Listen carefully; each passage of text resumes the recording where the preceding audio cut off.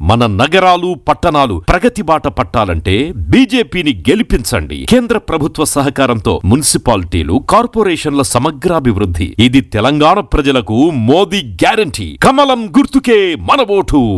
Save Telangana. Vote for BJP. Sir చెప్పండి, 15వ విడత సామాజిక తనిఖీలో మీ దృష్టికి వచ్చిన అంశాలేంటి?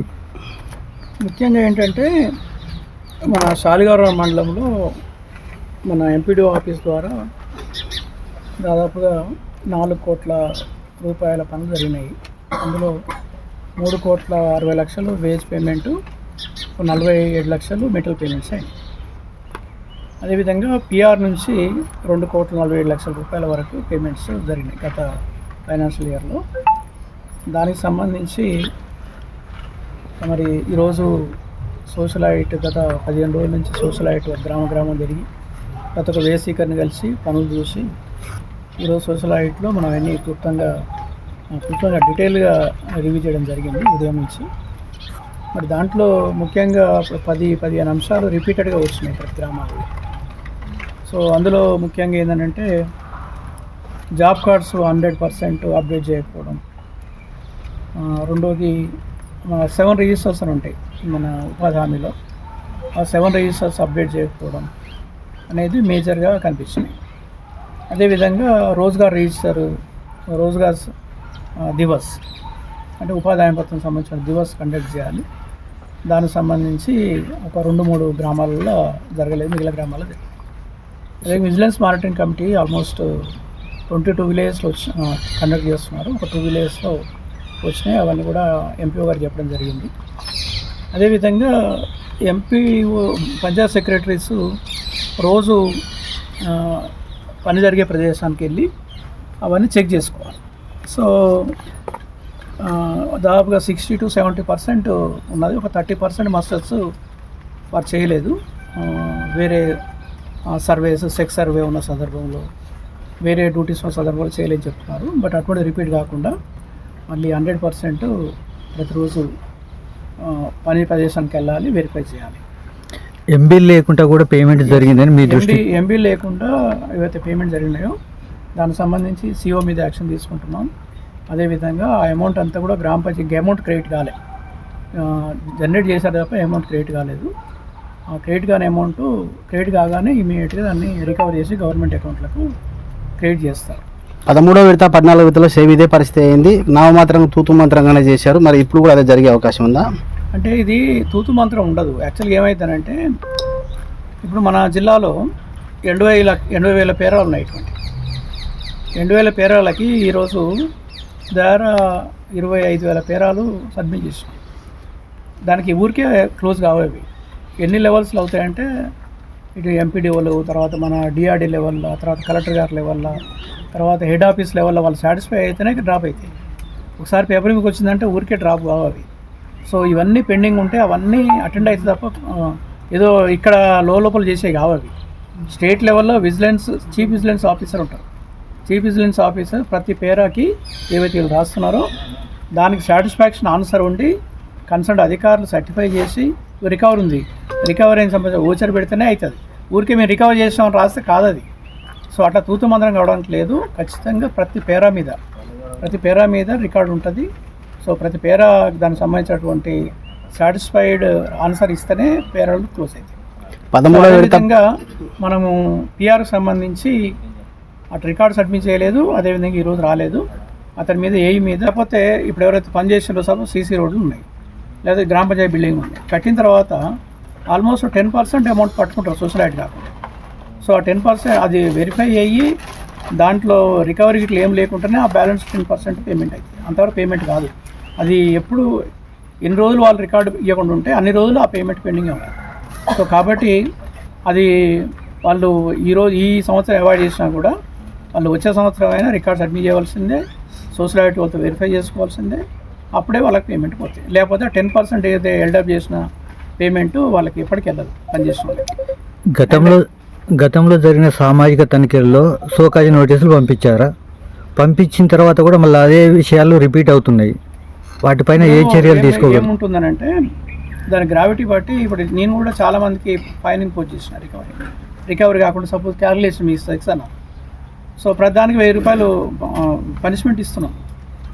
ఇది వాళ్ళకి రికవరీ కావాలా అంటే వాళ్ళు మిస్టేక్ చేసినందుకు, సపోజ్ క్యాలిక్యులేషన్ మిస్టేక్ చేసిండ్రు, ఊరికే క్యాలిక్యులేషన్ మిస్టేక్ రాగానే ఊరుకునేది లేదు. దాని మీద వాళ్ళకి ఫైన్ ఇంపోజ్ చేస్తాం, ఫైన్ కలెక్ట్ చేస్తాం, వాళ్ళ జీతాల నుంచి కలెక్ట్ అయితే. సో అట్లా ఆ విధంగా చర్యలు ఉంటూనే ఉంటాయి. చర్యలు ఒకసారి పేపర్ మీదకి వచ్చినాక ఊరికే ఈరోజు తీసుకుపోయి ఊరికే మన స్టోర్లో వేసేది కాదు అది. దీని మీద అంతా ఇప్పుడు కంప్యూటరైజ్ చేస్తారు మళ్ళీ వీళ్ళు. ఆ కంప్యూటరైజ్ చేసిన దాని మీద ప్రతి పేరా మీద దానికి రిప్లై ఉంటుంది. అదే సార్, ఇంతకుముందు గతంలో కూడా ఇలాంటివి జరిగిన సంఘటనలు మళ్ళీ అదే విధంగా షోకాజ్ నోటీసులు ఇవ్వడం ఎటువంటి ఉపయోగం ఉంటుంది అంటున్నా. షోకాజ్ ఎప్పుడైనా ఎట్లా ఉంటుంది అంటే ఏ యాక్షన్, చిన్న యాక్షన్ అయినా పెద్ద యాక్షన్ అయినా షోకాజ్ నోటీస్ ఇస్తారు ఎప్పుడైనా. ఏ అధికారికైనా కూడా గవర్నమెంట్ సిస్టంలో వాళ్ళకి అవకాశం ఇస్తాం వాళ్ళ ఎక్స్ప్లెనేషన్ ఇచ్చుకోవడానికి. ఆ ఎక్స్ప్లెనేషన్ ప్రతి ఎంత పెద్ద చర్య, రేపు ఉద్యోగం తీసేయాలన్నా కూడా షోకాజ్ చేయవలసిందే. ఏ చిన్న 1000 రూపాయలు ఫైన్ ఇంపోజ్ చేయాలన్నా కూడా షోకాజ్ చేయవలసిందే. షోకాజ్ ఇచ్చి వాళ్ళకి సాటిస్ఫైడ్ ఆన్సర్ ఇస్తేనేమో డ్రాప్ అవుతాయి, సాటిస్ఫైడ్ ఆన్సర్ ఇవ్వకుండానేమో యాక్షన్ ఉంటుంది. కావచ్చు 14 విడతలు కూడా సేమ్ బోర్డ్స్ ఇష్యూ, ఇప్పుడు కూడా మళ్ళీ అదే ఇష్యూ వచ్చింది. మరి ఎలాంటి నోటీసులు ఇస్తే మరి మళ్ళీ రిపీట్ ఇప్పుడు అన్ని రికవర్ అవుతాయి కదా. ఇప్పుడు గ్రామ పంచాయతీకి వచ్చింది గవర్నమెంట్ డబ్బు, గవర్నమెంట్ అకౌంట్లో ప్రైవేట్ అకౌంట్లో పోవట్లేదు. గ్రామ పంచాయతీ అకౌంట్లోకి వస్తాయి. ప్రైవేట్ అకౌంట్లో అంటే మీరు కష్టం రావడం వెనకకు ఇదంతా కూడా. అందుకనే ఇప్పుడు ప్రభుత్వం ఏం చేసిందంటే ఇంతకుముందు బోర్డ్స్ అటువంటి ఏదంటే ప్రైవేట్ వ్యక్తులతో పెట్టి చేయించేది. ఇప్పుడు గ్రామ పంచాయతీ బాధ్యులు గ్రామ పంచాయతీ అకౌంట్లోకి పోతున్నాయి. ఇప్పుడు ట్యాంకర్ కూడా, ట్యాంకర్ ఒకవేళ పని చేయకుండా ట్యాంకర్ పేమెంట్ అయితే గ్రామ పంచాయతీ అకౌంట్లో పోతున్నాయి. అకౌంట్లో పోగానే దాన్ని మళ్ళీ డ్రా చేసి గవర్నమెంట్ అకౌంట్లో కట్టేస్తాం. వాళ్ళు ఎవరైతే అటువంటి పనులు చేసినా వాళ్ళ మీద యాక్షన్ తీసుకుంటారు. పని జరిగే ముందు అట్లా పేమెంట్ చేయొచ్చు సార్ గ్రామ పంచాయతీ అకౌంట్కి? చేయకూడదు, అదే కదా చేయకూడదు అనే కదా వాళ్ళ మీద యాక్షన్ తీసుకునేది. ఓకే సార్, మరి ఈ సందర్భంగా మండల ప్రజలకు ఏం చెప్పదలుచుకుంటున్నాను? మండల ప్రజలకు ఏంటంటే ఈ ఉపాధి హామీ పథకాన్ని ఇప్పుడు నేను ఆల్రెడీ చెప్పాను. ఉపాధి హామీ పథకం పెద్ద ఎత్తున ఉపయోగించుకోవాలి. ఈ సంవత్సరం కూడా జిల్లాలో ఇప్పటికీ దాదాపుగా 110 కోట్ల రూపాయల మెటీరియల్ వర్క్ చేస్తున్నాం. ఇదంతా కూడా ఉపాధి హామీ సిబ్బంది చేసిన పని. అంటే మనకు దాదాపుగా 200 కోట్ల రూపాయల పనులు, 180 కోట్ల రూపాయల కూలీ డబ్బులు సంబంధించిన పని చేస్తే 120 కోట్ల రూపాయల మెటీరియల్ పేమెంట్ వచ్చింది. ఆ 120 కోట్ల రూపాయలతోటి ఇప్పుడు సీసీ రోడ్లు అయితేంది, గ్రామ పంచాయతీ బిల్డింగ్స్ అయితేంది, అంగన్వాడీ బిల్డింగ్స్ అయితేంది, ఇప్పుడు పెద్ద ఎత్తున మన మహిళా సంఘాలకు బిల్డింగ్లు కట్టిస్తాం. సో ఇవంతా కూడా ఉపాధి హామీ పథకం మీద ఉపాధి హామీ వీళ్ళందరూ చేస్తేనే. సరే తప్పులు జరుగుతున్నాయి కానట్లేం, కానీ తప్పులు జరిగినప్పుడు కూడా కొన్ని చిన్న చిన్న తప్పులు జరిగినప్పుడు కూడా మేజర్గా ఉపాధి హామీ సిబ్బంది, సెక్రటరీస్ వీరందరూ కూడా ఉపాధి కూలీలతో పనిచేయించడం వల్లనే అటు ఉపాధి కూలీ డబ్బులు 180 కోట్లే కాకుండా 110 కోట్ల రూపాయలతో ఇన్ని రకాల పనులు చేసుకోగలుగుతాం. సో ఉపాధి హామీ పథకం లేకుంటే ఇన్ని పనులు మనం చేయడం కష్టం కదా. సో అదేవిధంగా దీన్ని పెద్ద ఎత్తున ఉపయోగించుకోవాలి మన మండలం ప్రజలు, వ్యవసాయ మన కూలీలు. మరి అదేవిధంగా సక్రమంగా చేసుకోవాలి. అదేవిధంగా ఇప్పుడు ఏంటంటే రకరకాల ఉపాధి, ఈ జీపీ బిల్డింగ్, అంగన్వాడీ బిల్డింగ్ కాకుండా మనకి పండ్ల తోటలు, ఇక్కడ పండ్ల తోటలు చాలా పెద్ద ఎత్తున నడుస్తున్నాయి ఉపాధి హామీలో. ఈవెన్ డ్రాగన్ ఫ్రూట్ పెట్టుకుంటున్నారు, ఇక్కడ మునగ తోట పెట్టుకుంటున్నారు. అదేవిధంగా నిమ్మ, పశువుల షెడ్లు, అదేవిధంగా గొర్రెల షెడ్లు, అదేవిధంగా పౌల్ట్రీ షెడ్స్, వర్మి కాంపోస్టు, ఇట్లా సోక్ పిట్స్, ఇట్లా రకరకాల పనులు కూలీలకు ఉపయోగపడే, అంటే వ్యవసాయదారులకు ఉపయోగపడే పనులు చేస్తున్నాం. సో అదేవిధంగా గ్రామానికి సంబంధించినటువంటి అసెట్స్, ఇది సీసీ రోడ్స్, గ్రామ పంచాయతీ బిల్డింగ్స్, అంగన్వాడీ బిల్డింగ్స్. మరి ఇప్పుడు మహిళా సంఘాలకు ఇంతవరకు లేదు. ఇప్పుడు మహిళా సంఘాల బిల్డింగ్స్ ఇప్పుడు ప్రతి ఆల్మోస్ట్ జిల్లాలో 800 మహిళా సంఘాలకి బిల్డింగ్లు కట్టిస్తున్నాం 80 కోట్ల రూపాయలతో. అవన్నీ ఉపాధి హామీ నిధులే.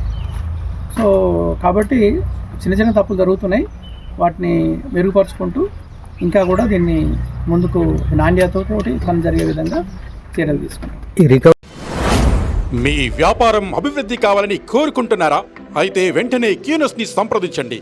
Schools, colleges, banks, shops, office promotions, land promotions, political promotions, restaurant promotions, hospital promotions, పుట్టినరోజు వేడుకలు, శుభకార్యాలు, వ్యాపారాలు ఏవైనా, సందర్భం ఏదైనా ఇప్పుడే క్యూనస్ ద్వారా తెలియజేయండి.